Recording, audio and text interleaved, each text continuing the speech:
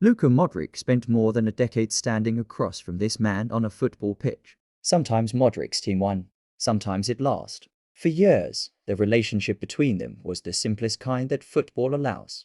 Opponent and opponent, rival and rival. That is no longer how Modric appeared to describe him.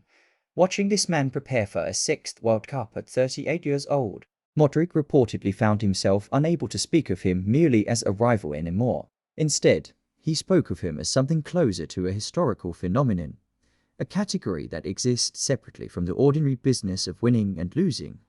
Where does that shift come from?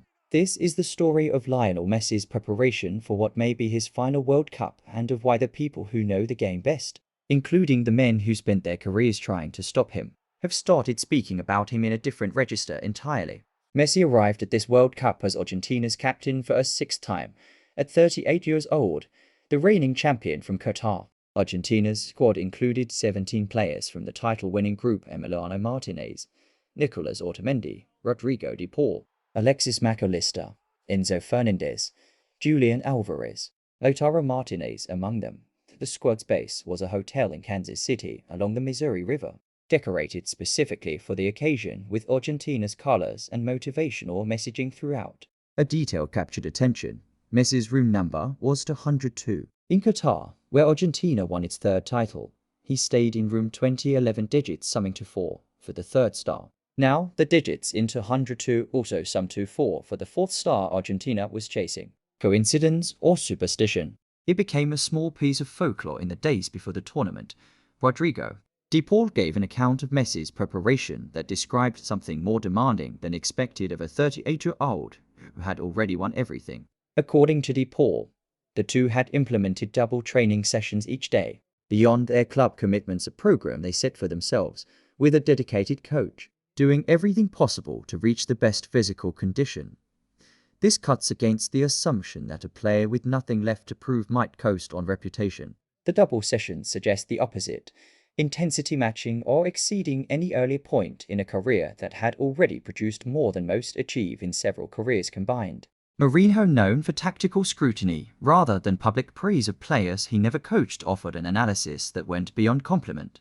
He described a passage of play: a 38-year-old receiving the ball, playing an intelligent pass, surrounded by defenders, then dribbling past two, deceiving a third, placing the ball perfectly.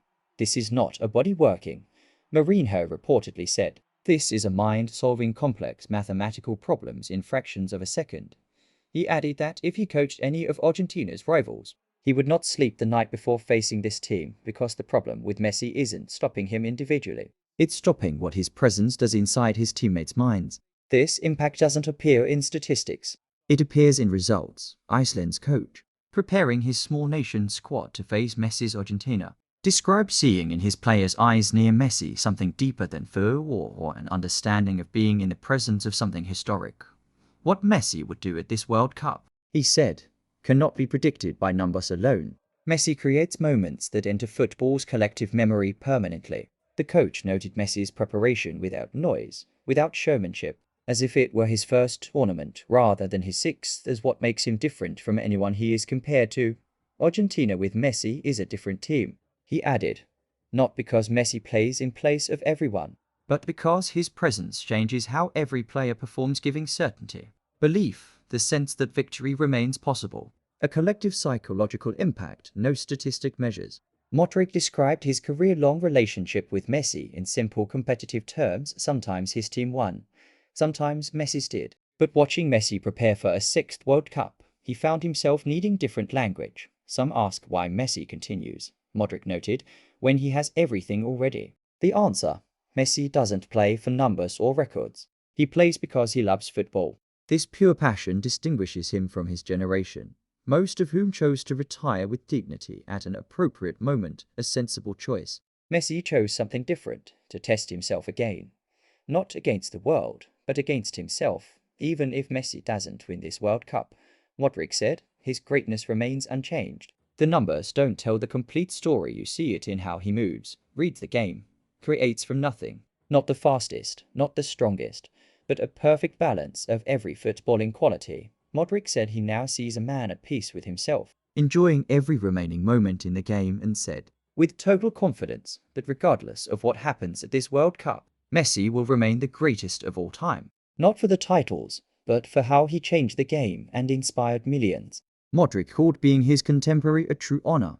What does it mean when a decade-long rival, a tactician whose job is finding weaknesses, and a small nation coach all arrive independently at the same conclusion that phenomenon fits better than rival? Messi himself continued preparing as though none of this had been said, without noise, as if this were his first tournament, not his last.